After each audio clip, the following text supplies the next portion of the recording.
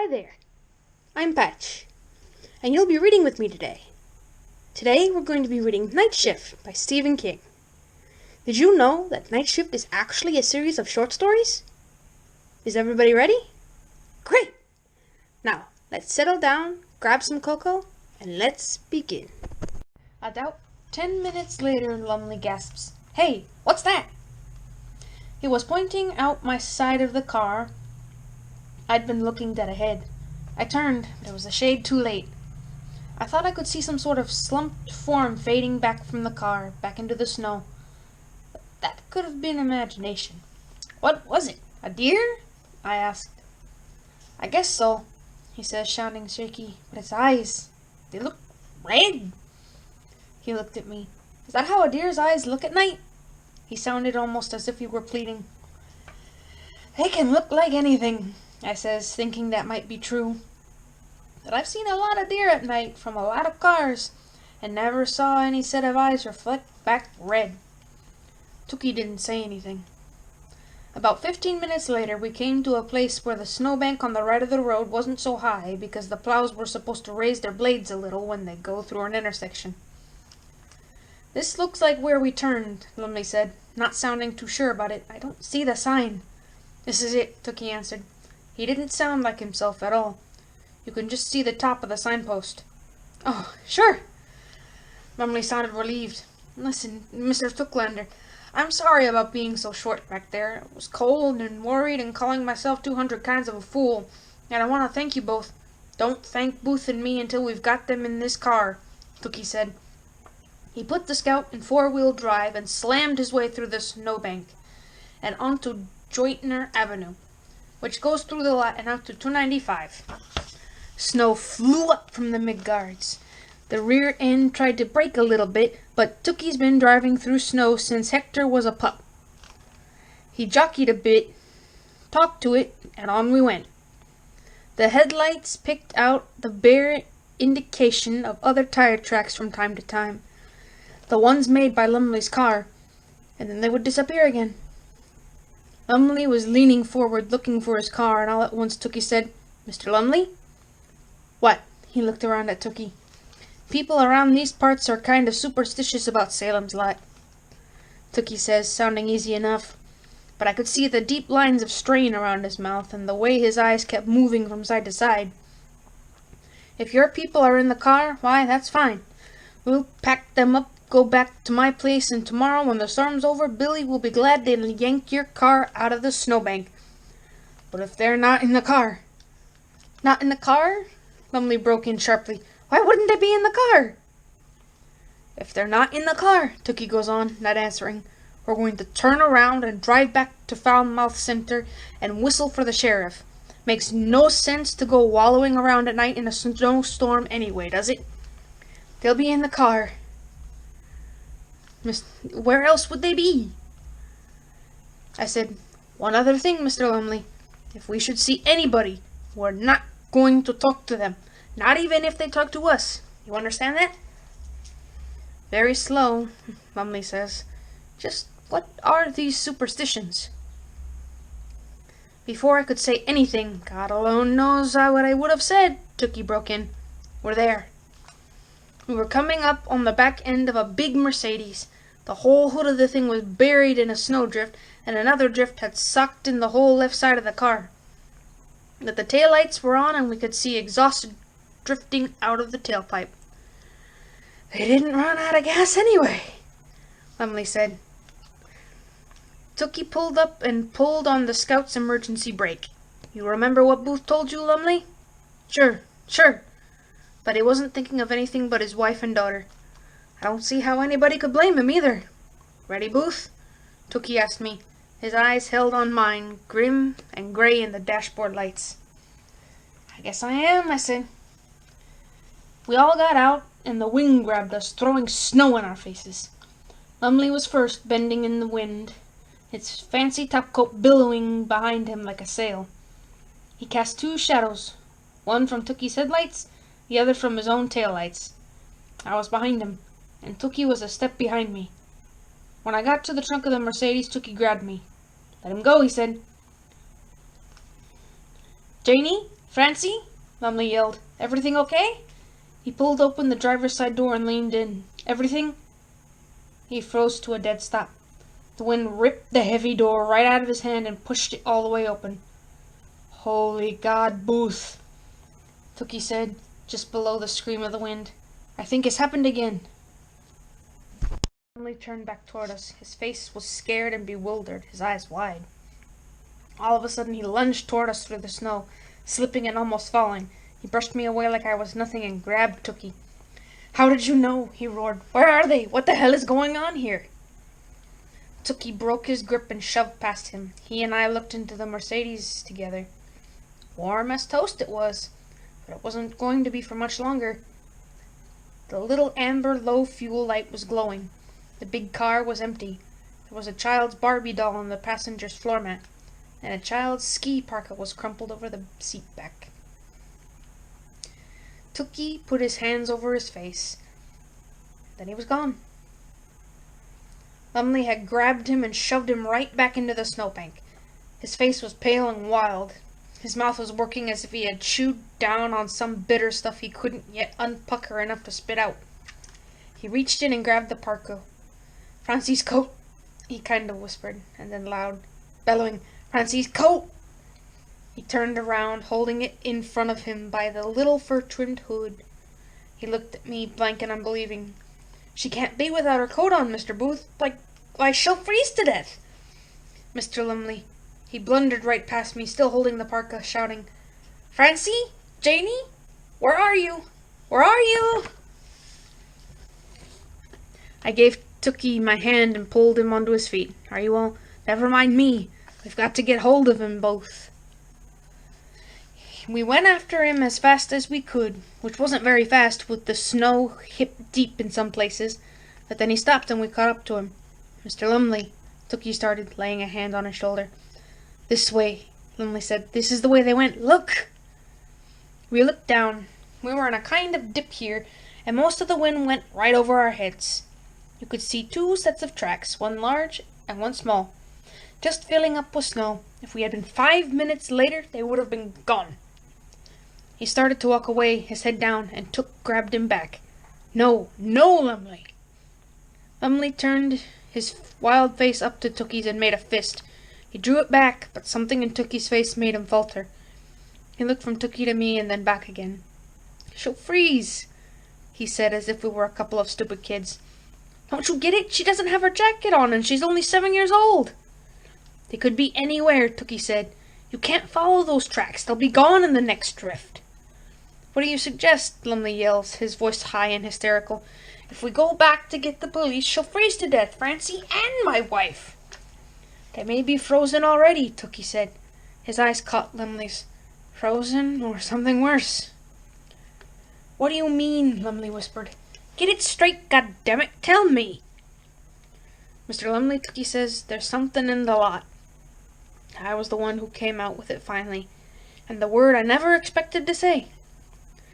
Vampires, Mr. Lumley. Jerusalem's lot is full of vampires. I expect that's hard for you to swallow. He was staring at me as if I'd gone green. Loonies, he whispered. You're a couple of loonies. And then he turned away, cupped his hands around his mouth, and bellowed, Francie! Janie! He started floundering off again. The snow was up to the hem of his fancy coat. I looked at Tookie. What do we do now? Follow him, Tookie says. His hair was plastered with snow, and he did look a bit loony. I can't just leave him out here, Booth, can you? No, I says. Guess not. So we started the way through the snow after Lumley as best we could. But he kept getting further and further ahead. He had his youth to spend, you see. He was breaking the trail, going through that snow like a bull.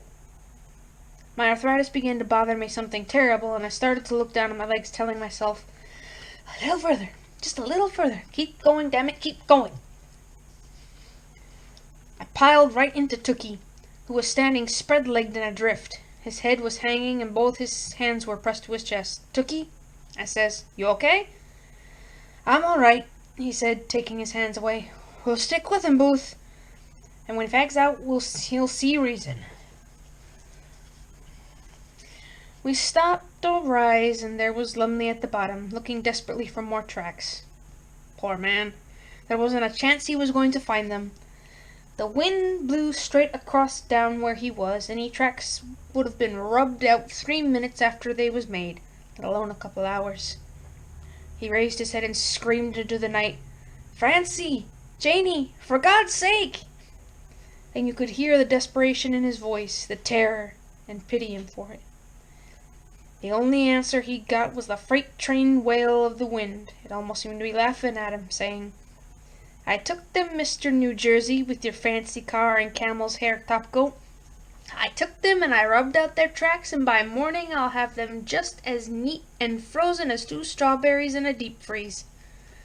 "Lumley," Tookie bawled over the wind. "Listen, you never mind vampires or boogies or nothing like that, but you mind this. You're just making it worse for them. We've got to get the—" Then there was an answer. A voice coming out of the dark like little tinkling silver bells, and my heart turned cold as ice in a cistern. "Jerry, is that you?" Lumley wheeled at the sound, and then she came, drifting out of the dark shadows of a little copse of trees like a ghost. She was a city woman, all right, and then she seemed like the most beautiful woman I had ever seen. I felt like I wanted to go to her and tell her how glad I was she was safe after all. She was wearing a heavy green pullover sort of thing, a poncho I believe they're called. It floated all around her, and her dark hair streamed out in the wild wind like water in a December creek, just before the winter freeze stills it and locks it in. Maybe I did take a step toward her, because I felt Tookie's hand on my shoulder, rough and warm. And still, how can I say it? I yearned after her. So dark and beautiful, with that green poncho floating around her neck and shoulders, as exotic and strange as to make you think of some beautiful woman from a Walter de la Mare poem. "Janie!" Lumley cried. "Janie!" He began to struggle through the snow toward her, his arms outstretched. "No!" Tookie cried. "No, Lumley!" He never even looked, but she did. She looked up at us and grinned, and when she did, I felt my longing, my yearning turned to horror as cold as the grave, as white and silent as bones in a shroud. Even from the rise we could see the sullen red glare in those eyes. They were less human than a wolf's eyes. And when she grinned, you could see how long her teeth had become. She wasn't human anymore. She was a dead thing, somehow come back to life in this black, howling storm. Tookie made the sign of the cross at her. She flinched back, then grinned at us again. We were too far away, and maybe too scared. "Stop it," I whispered. "Can't we stop it?" "Too late, Booth," Tookie says grimly. Lumley had reached her. He looked like a ghost himself, coated in snow like he was. He reached for her. Then he began to scream. I'll hear that sound in my dreams. That man screaming like a child in a nightmare. He tried to back away from her, but her arms, long and bare, and as white as the snow, snaked out and pulled him to her. I could see her cock her head and then thrust it forward. "Booth," Tookie said hoarsely, "we've got to get out of here." And so we ran. Ran like rats, I suppose some would say. But those who would weren't there that night. We fled back down along our own back trail, falling down, getting up again, slipping and sliding. I kept looking back over my shoulder to see if that woman was coming after us, grinning that grin and watching us with those red eyes. We got back to the Scout, and Tookie doubled over, holding his chest. "Tookie!" I said, badly scared. "What?" "Ticker," he said. "Been bad for 5 years or more. Get me around in the shotgun seat, Booth, and then get us the hell out of here." I hooked an arm under his coat and dragged him around and somehow boosted him up and in. He leaned his head back and shut his eyes. His skin was waxy looking and yellow. I went back around the hood of the truck in a trot, and I damn near ran into the little girl. She was just standing there beside the driver's side door, her hair in pigtails, wearing nothing but a little bit of a yellow dress. "Mister," she said in a high, clear voice, as sweet as morning mist, "won't you help me find my mother? She's gone and I'm so cold." "Honey," I said, "honey, you better get in the truck. Your mother's—" I broke off. And if there was ever a time in my life I was close to swooning, that was the moment. She was standing there, you see. She was standing on top of the snow, and there were no tracks, not in any direction. She looked up at me then. Lumley's daughter, Francie. She was no more than 7 years old, and she was going to be 7 for an eternity of nights. Her little face was a ghastly corpse white, and her eyes were of red and silver that you could fall into. And below her jaw I could see 2 small punctures like pinpricks, their edges horribly mangled. She held out her arms at me and smiled. "Pick me up, mister," she said softly. "I want to give you a kiss. Then you can take me to my mommy." I didn't want to, but there was nothing I could do. I was leaning forward, my arms outstretched. I could see her mouth opening. I could see the little fangs inside the pink ring of her lips. Something slipped down her chin, bright and silvery, and with a dim, distant, faraway horror, I realized she was drooling. Her small hands clasped themselves around my neck, and I was thinking, maybe it won't be so bad, not so bad. Maybe it won't be so awful after a while. And then something black flew out of the scout and struck her on the chest. There was a puff of strange-smelling smoke, a flashing glow that was gone an instant later, and then she was backing away, hissing. Her face was twisted into a vulpine mask of rage, hate, and pain. She turned sideways, and then she was gone. One moment she was there, and the next there was a twisting knot of snow that looked like a little bit of a human shape, and the wind tattered it away across the fields. "Booth," Tookie whispered, "be quick now." And I was, but not so quick that I didn't have time to pick up what he had thrown at that little girl from hell. His mother's Douay Bible. That was some time ago. I'm a sight older now, and I was no chicken then. Herb Tooklander passed on 2 years ago. He went peaceful, in the night. The bar is still there. Some man and his wife from Waterville bought it. Nice people, and they've kept it pretty much the same. That I don't go by much. It's different somehow with Tookie gone. Things in the lot go on pretty much as they always have. The sheriff found that fellow Lumley's car the next day, out of gas, the battery dead. Neither Tookie nor I said anything about it. What would have been the point? And every now and then a hitchhiker or a camper would disappear around there someplace. Up on Schoolyard Hill or out near the Harmony Hill Cemetery. They'll turn up the fellow's backpack or a paperback book all swollen and bleached out by the rain or snow, or some such. But never the people. I still have bad dreams about that stormy night we went out there. Not about the woman so much as the little girl, and the way she smiled when she held up her arms so I could pick her up, so she could give me a kiss. But I'm an old man, and the time comes soon when dreams are done. You may have an occasion to be traveling in southern Maine yourself one of these days.